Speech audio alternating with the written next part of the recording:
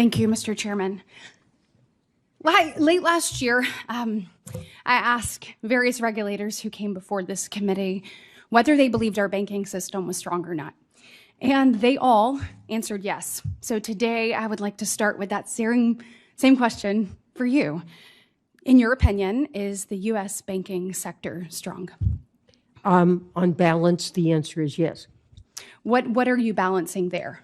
Well, there are some risks, and there are some institutions that will face stresses from commercial real estate that we know was significantly impacted, particularly office buildings, by the pandemic. Interest rates are higher. Loans will have to be refinanced in an environment with higher interest charges, lower valuations, and rising vacancy rates. So, for some banks, this will be a concern. But on balance, I'd say the system is well capitalized.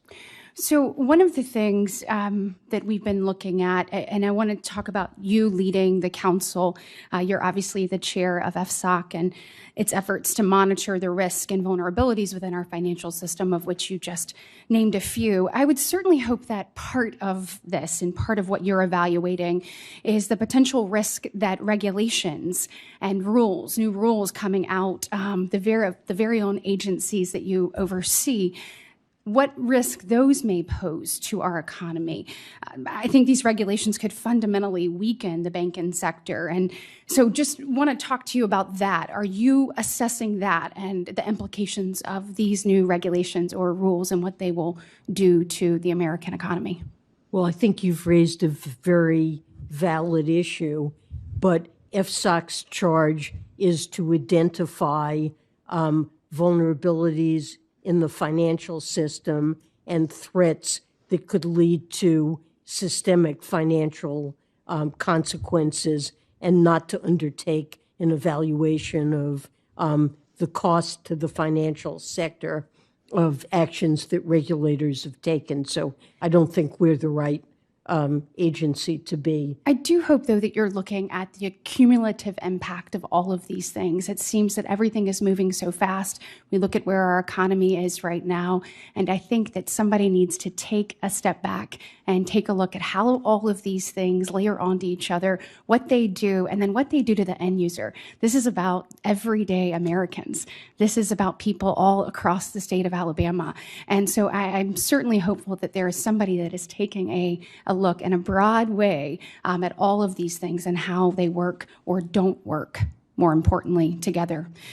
Speaking of risk, I do want to discuss the U.S. sanctions policy. While I appreciate you being here today, I was frustrated that the Treasury Department did not appear before this committee following the October 7th atrocities that we saw occur across the globe. That was no doubt a day where we saw pure evil.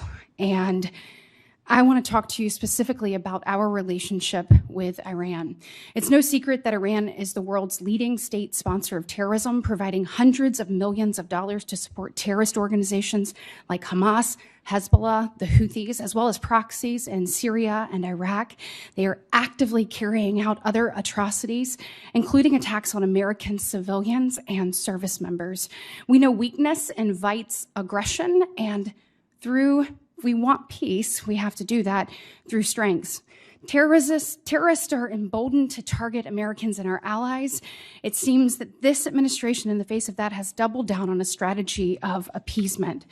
My question to you, Secretary Yellen, is after the October 7th attacks, the administration took actions to sanction a number of members of Hamas and operatives and financial facilitators, but obviously that was too little too late. How long had the administration known about the financiers of this terrorist attack prior to the actual date of October 7th? Well, we have been focused on Hamas and other similar organizations and have been taking actions on sanctions before the attacks. We gained a lot more information in the aftermath of the attacks and have taken many more actions. And we've also been cracking down on Iran with respect to oil shipments, with respect to their petrochemical sector, with respect to steel. And respectfully, my time is up. I would just say it's not working. We have to go back to a pressure of maximum strategy, because right now the Middle East is on fire. Iran is having its will, and we have 3 American service members dead. We've got to move in it. We're very focused on it and Senator Fetterman of doing a Pennsylvania's great deal. Senator Fetterman's